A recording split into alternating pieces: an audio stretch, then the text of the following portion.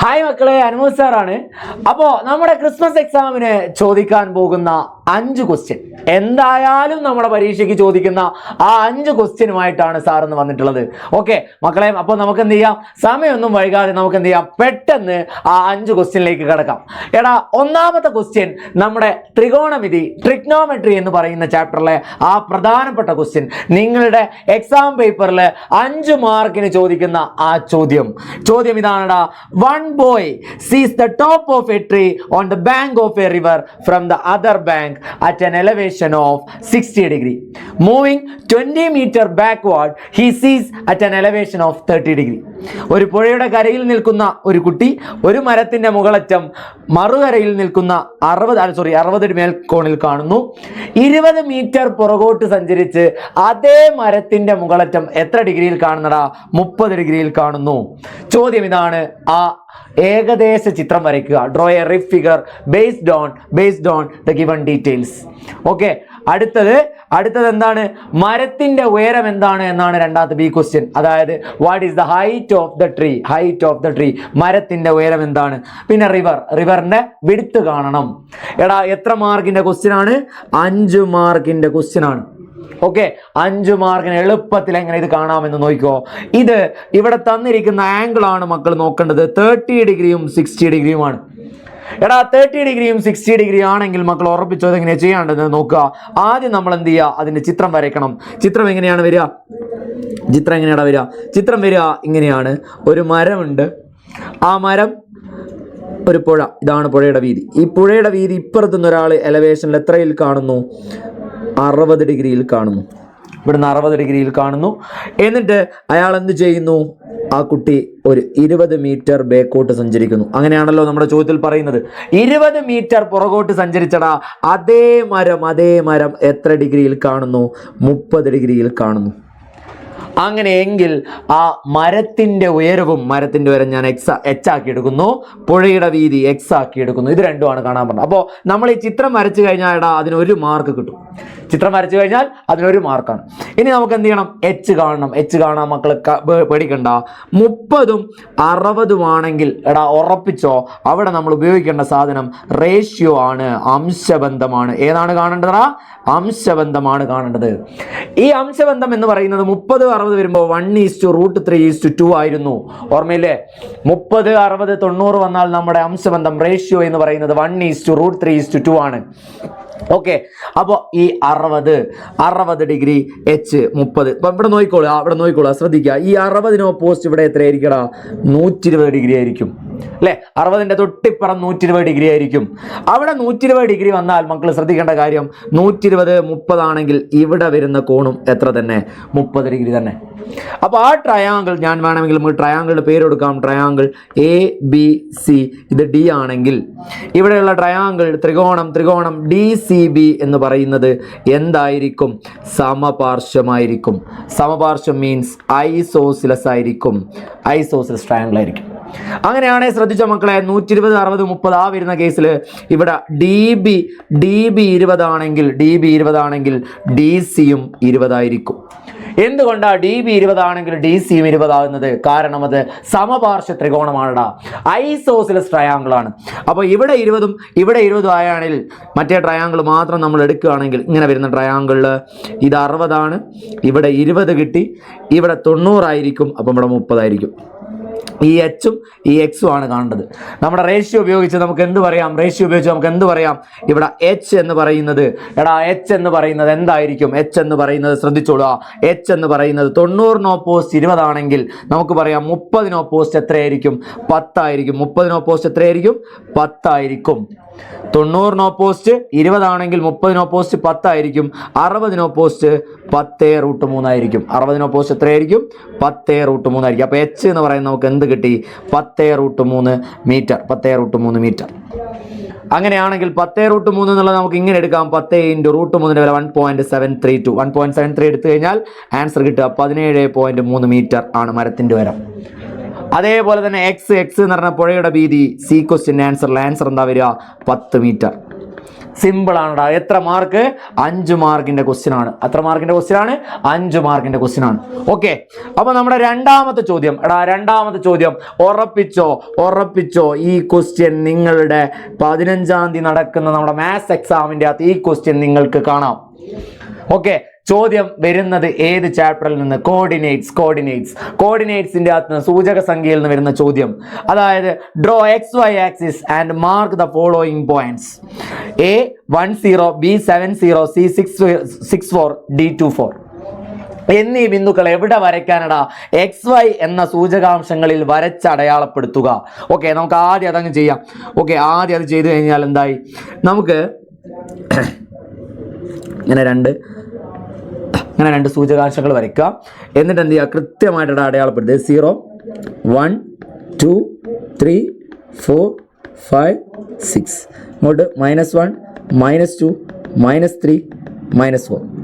1, 2, 3, 4. നമുക്ക് എവിടെ വരെയാണ് വരുന്നത്? 70 വരെ വരുന്നുണ്ട്. ഓക്കെ, 70 വരുന്നുണ്ട്. ഓക്കെ, അപ്പോൾ 7. ഓക്കെ, -1, -2, -3. ഇനി നമ്മൾ എന്ത് ചെയ്യുന്നടാ? ഇനി നമ്മൾ ഈ പറഞ്ഞ പോയിന്റുകൾ നമ്മൾ അടയാളപ്പെടുത്തുന്നു. ഒന്നാമത്തെ പോയിന്റ് 10 എന്ന് പറഞ്ഞ പോയിന്റ് ഇവിടെ വരും. ഓക്കെ, രണ്ടാമത്തെ പോയിന്റ് എന്ന് പറയുന്നത് 70 എന്ന് പറയുന്ന പോയിന്റ് ഇവിടെ വരും. മൂന്നാമത്തെ പോയിന്റ് 64 ആണ്. 64 എന്ന് പറയുന്ന പോയിന്റ് ഇവിടെ വരും. അടുത്ത പോയിന്റ് വരുന്നത് 24 ആണ്. 24 പറയുന്നത് ഇവിടെ വരും. ഓക്കെ, ഇത് അടയാളപ്പെടുത്താൻ പറഞ്ഞു, അടയാളപ്പെടുത്തി. ഇനി എ ക്വസ്റ്റ്യൻ എന്താടാ? Draw the quadrilateral ABCD. Draw the quadrilateral, അതായത് ഇവിടെയാണ് A, ഇവിടെയാണ് B, ഇതാണ് C, ഇതാണ് D. Draw the കോഡിലാറ്ററൽ. അപ്പോൾ ഇതിങ്ങനെ ഇവിടെ വരും, ഇങ്ങനെ വരയ്ക്കും. Draw the quadrilateral ABCD. Okay, അപ്പോൾ ABCD വരച്ചു. ഇനി ചതുർഭുജത്തിന്റെ പേരെന്ത്? What is the name of the quadrilateral? ഇതെന്താണ് സാധനം? ഇതാണ് ഐസോസിലസ് ട്രപ്പീസിയം. സമപാർശ്വലംബകം. എന്താ വരിക? സമപാർശ്വലംബകം. ഓക്കെ, ഇനി ഇതിന്റെ ചോദ്യം എന്താണെന്ന് പറഞ്ഞാൽ ABCDയുടെ പരപ്പളവ് എന്ത്? ഇതിന്റെ പരപ്പളവ് കാണാനുള്ള ഇക്വേഷൻ ½ H × A + B എന്നാണ്. എന്താണ്? സമപാർശ്വ ലംബകത്തിന്റെ പരപ്പളവ് കാണാൻ, ഏരിയ കാണാൻ, ഐസോസിലസ് ട്രപ്പീസിയത്തിന്റെ ഏരിയ കാണാനുള്ള ഇക്വേഷൻ ½ H × A + B ആണ്. ശ്രദ്ധിച്ചോ. അങ്ങനെയാണെങ്കിൽ ഇവിടുത്തെ H എന്ന് പറയുന്നത് ഏതാ? ഈ ഡിസ്റ്റൻസ് ആണ് H എന്ന് പറയുന്നത് 4 ആണ്. A എന്ന് പറഞ്ഞാൽ താഴത്തെ ഡിസ്റ്റൻസ് 1 മുതൽ 7 വരെ, അത് 6 ആണ്. 2 മുതൽ 6 വരെ അത് 4 ആണ്. ഇങ്ങനെയാണ് വരിക. അതായത് ഇവിടുന്ന് ഈ DC എന്ന് പറയുന്നതാണ് Bയും AB എന്ന് പറയുന്നതാണ് Aയും. അപ്പോൾ 1, 2, 3, 4, 5, 6 ആണെന്ത്? താഴത്തെ ഡിസ്റ്റൻസ്. മുകളിലത്തെ ഡിസ്റ്റൻസ് എന്ന് പറഞ്ഞാൽ 2 മുതൽ 4 വരെയാണെടാ. 2 മുതൽ 4 വരെ എന്ന് പറഞ്ഞാൽ 4 എണ്ണ വരിക. അപ്പോൾ ഇങ്ങനെ വരും. ½ × H എന്ന് പറയുന്ന ഹൈറ്റ് ആണ്. ഹൈറ്റ് എത്രയാണ്? 4 ആണ്. A എന്ന് പറയുന്നത് 6ഉം B എന്ന് പറയുന്നത് 4ഉം. അപ്പോൾ 10 × 4 40. 40ന്റെ പകുതി എത്രയാ? 20. അപ്പോൾ 20 യൂണിറ്റ് സ്ക്വയർ എന്നതാണ് ആൻസർ വരിക. സിമ്പിൾ ക്വസ്റ്റ്യൻ ആണ്. 4 മാർക്കിന്റെ ചോദ്യമാണ്. ഉറപ്പായിട്ടും നമ്മുടെ പരീക്ഷയ്ക്ക് വരും. 4 മാർക്കിന്റെ ക്വസ്റ്റ്യൻ ആണ്, ഉറപ്പായിട്ടും പരീക്ഷയ്ക്ക് വരും. ഓക്കെ, ഇനി നമ്മുടെ മൂന്നാമത്തെ ചോദ്യം ചോദിക്കുന്നത് ടാൻജൻസിൽ നിന്നാണ്. ടാൻജൻസ് എന്ന് പറഞ്ഞു കഴിഞ്ഞാൽ തൊടുവരകൾ എന്ന് പറയുന്ന പാഠത്തിൽ നിന്ന്. എഴുതി വെച്ചോ. 3 മാർക്കിനോ അല്ലെ 4 മാർക്കിനോ ഈ ചോദ്യം നിങ്ങൾക്ക് നിങ്ങളുടെ പരീക്ഷാ പേപ്പറിൽ കാണാൻ പറ്റും. Okay, draw A circle of radius 3 centimetre. അപ്പൊ നമ്മൾ ആദ്യം എന്ത് വരയ്ക്കണം? സർക്കിൾ വരയ്ക്കണം. എത്ര സെന്റിമീറ്റർ? 3 സെന്റിമീറ്റർ റേഡിയസ് ഉള്ള ഒരു സർക്കിൾ വരച്ചു. 3 സെന്റിമീറ്റർ റേഡിയസ് ഉള്ള ഒരു സർക്കിൾ വരയ്ക്കുക. 3 സെന്റിമീറ്റർ റേഡിയസ് ഉള്ള ഒരു സർക്കിൾ വരച്ചിട്ട് എന്താ പറയുന്നത്? Mark a point 7 centimetre away. 3 centimetre ആരമുള്ള ഒരു വൃത്തം വരച്ചിട്ട് വൃത്ത കേന്ദ്രത്തിൽ നിന്ന് 7 സെന്റിമീറ്റർ അകലെയുള്ള ഒരു ബിന്ദു വരയ്ക്കുക. അപ്പൊ എങ്ങനെ വരയ്ക്കുക?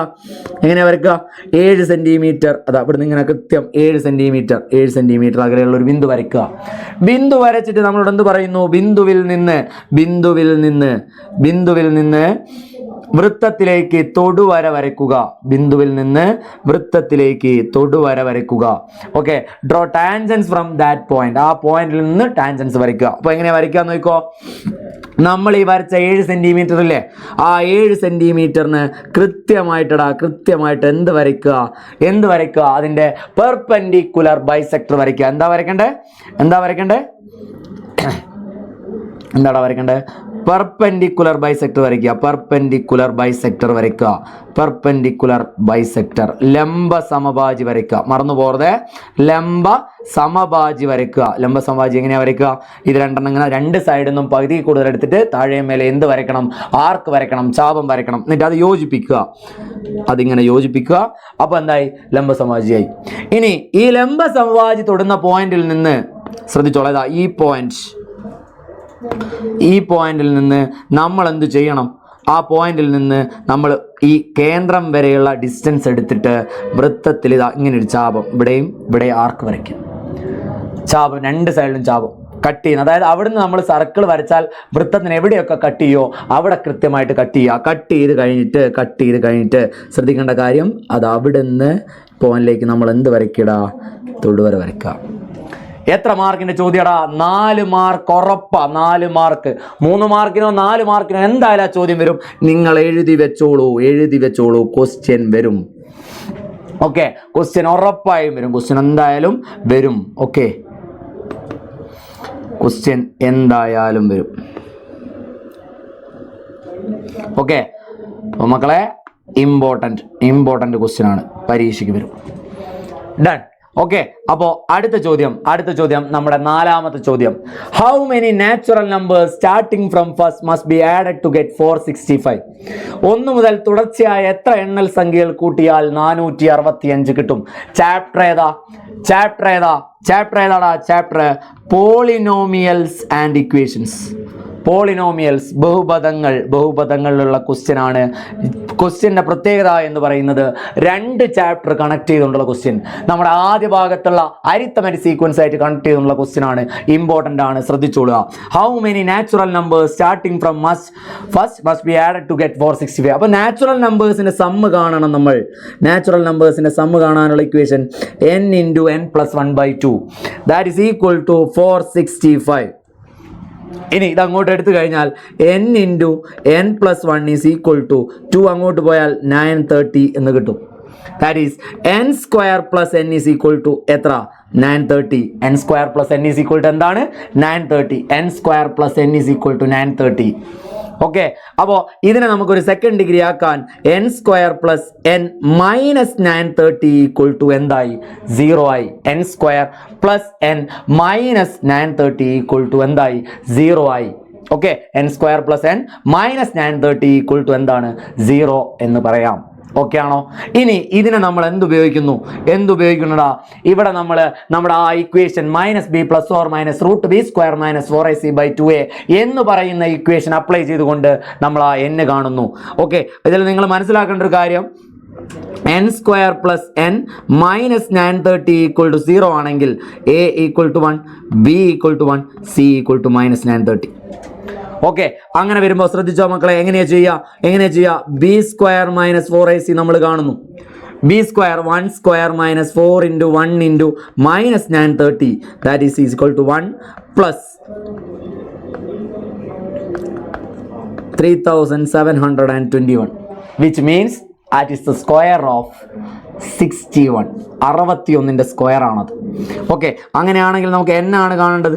n ഈസ് ഈക്വൽ ടു നമ്മുടെ ഇക്വേഷൻ എന്താ? -b + or -√b² - 4ac/2a. അങ്ങനെ വരുമ്പോൾ -b എന്ന് പറയുമ്പോൾ -1 + or -√3721/2 × 1. അപ്പോൾ n കാണാൻ n is equal to -1 + or -61/2. ഇവിടെ നിങ്ങൾ ആലോചിക്കേണ്ട കാര്യം, നമ്മൾ കാണുന്നത് n ആണ്. നെഗറ്റീവ് ആണോ? നെഗറ്റീവ് വേണ്ട. n കാണുമ്പോൾ നെഗറ്റീവ് വേണ്ട. നാച്ചുറൽ നമ്പർ എന്നാണ് ചോദിച്ചത്, നെഗറ്റീവിലേക്ക് പോകണ്ട. അപ്പോൾ ഇവിടെയുള്ള പോസിറ്റീവ് വാല്യൂ മാത്രം നോക്കിയാൽ മതി. -1 + 61/2 that is equal to n is equal to 60/2 is equal to 30. എന്നിന്റെ വില എത്രയാണടാ? 30. എത്ര മാർക്കിന്റെ ചോദ്യമാണ്? 4 മാർക്കിന്റെ ചോദ്യമാണ്. 4 മാർക്കിന് നമ്മുടെ ക്രിസ്മസ് പരീക്ഷയിൽ ചോദിക്കാൻ ഏറെ സാധ്യതയുള്ള ക്വസ്റ്റ്യൻ. ഓക്കെ, അങ്ങനെയാണെങ്കിൽ ദ ലാസ്റ്റ് ക്വസ്റ്റ്യൻ, 5 ക്വസ്റ്റ്യൻ, നമ്മുടെ 5 പ്രഡിക്ഷൻ ക്വസ്റ്റ്യനിലെ last question, draw a rectangle of. ഇത് നിങ്ങൾ എഴുതി വെച്ചടാ, 100% ഉറപ്പ്. 100% ഉറപ്പ് എന്ന് പറഞ്ഞു കഴിഞ്ഞാൽ 100% ഉറപ്പ്. ഏകദേശം നമ്മുടെ 4 മാർക്കിനോ അല്ലെ 5 മാർക്കിനോ നമ്മുടെ പരീക്ഷാ പേപ്പറിൽ നിങ്ങൾക്ക് ഈ ക്വസ്റ്റ്യൻ കാണാം. ഉറപ്പ്. ഓക്കെ, അങ്ങനെ വരുന്ന ആ ചോദ്യമാണ് draw a rectangle of side 4 centimetre and 6 centimetre and draw A square of same area. അപ്പൊ നമ്മൾ ആദ്യം എന്ത് ചെയ്യണം? 6 സെന്റിമീറ്റർ 4 സെന്റിമീറ്റർ വശങ്ങളുള്ള ഒരു ചതുരം വരയ്ക്കണം. ചതുരം വരച്ചോ. എങ്ങനെയാ ചതുരം വരയ്ക്കുക? നമ്മൾ 6ഉം 4ഉം എടുത്ത് എന്ത് വരയ്ക്കുക? ചതുരം വരയ്ക്കുക. ഓക്കെ, 6ഉം 4ഉം എടുത്ത് എന്ത് വരയ്ക്കുക? ചതുരം വരയ്ക്കുക. ചതുരം വരച്ചതിന് ശേഷം എന്ത് ചെയ്യുക? ഇതിപ്പോ ഇങ്ങനെയല്ലേ ഉള്ളത്, ഇവിടെ 6ഉം ഇവിടെ 4ഉം അല്ലേ ഉള്ളത്.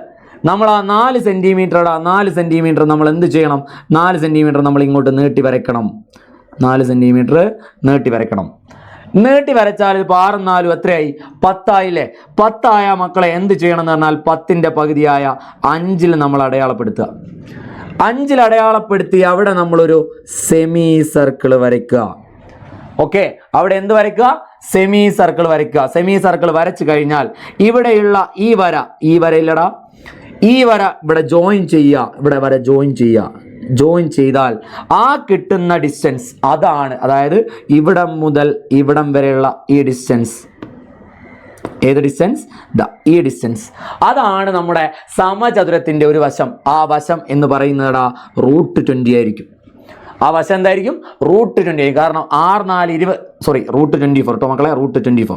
6×4 24 അല്ലേ? 6×4 24 അല്ലേ? ആ 24 നമ്മൾ വരയ്ക്കാൻ പോകുന്ന പുതിയ സമചതുരത്തിന്റെ എന്ത് വശം? അപ്പൊ 6×4 24, √24 ആയിരിക്കും ഒരു സൈഡ്. അപ്പൊ ആ സൈഡ് നമ്മൾ കോമ്പസിൽ എടുക്കുക. കോമ്പസിൽ എടുത്തിട്ട് ഈ പോയിന്റിൽ വെച്ചിട്ട് ഇവിടെ നിന്ന് ഇങ്ങോട്ടേക്ക് നമ്മൾ ആർക്ക് ഇടുക. ആർക്ക് ഇട്ടതിന് ശേഷം എന്ത് ചെയ്യുക? ഇത് ജോയിൻ ചെയ്യുക. ഇതിവിടെ ജോയിൻ ചെയ്യാം. അപ്പോൾ 2 വശങ്ങളായിടാ, √24 2 വശങ്ങളായി. ഇനി ആ വശം നമ്മൾ കോമ്പസ് തന്നെ എടുത്തിട്ട് ഇവിടെ വെച്ചിട്ട് നേരെ മുകളിലോട്ട് ഒരു ആർക്ക് ഇടുക. ഇവിടെ വെച്ചിട്ട് ഈ പോയിന്റിൽ വെച്ചിട്ട് ഇവിടെ നിന്ന് ഇങ്ങോട്ടേക്ക് ആർക്ക് ഇടുക. എന്നിട്ട് ഇത് ജോയിൻ ചെയ്ത് കഴിഞ്ഞാൽ എന്തായി? നമ്മുടെ സ്ക്വയറായി. ജോയിൻ ചെയ്താൽ എന്തായി? നമ്മുടെ സ്ക്വയറായി.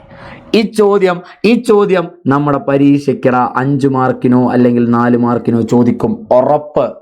ഓക്കെ, അപ്പോൾ ഇതാണടാ എന്ത് നമ്മുടെ ആ 5 പ്രഡിഷൻ ക്വസ്റ്റ്യൻ വരുന്ന 15-ാം തീയതി നിങ്ങളുടെ മാത്തമാറ്റിക്സിന്റെ എക്സാം പേപ്പറിൽ നിങ്ങൾ കാണാൻ പോകുന്ന ആ 5 ക്വസ്റ്റ്യൻ ഈ 5 ക്വസ്റ്റ്യൻ ആയിരിക്കും.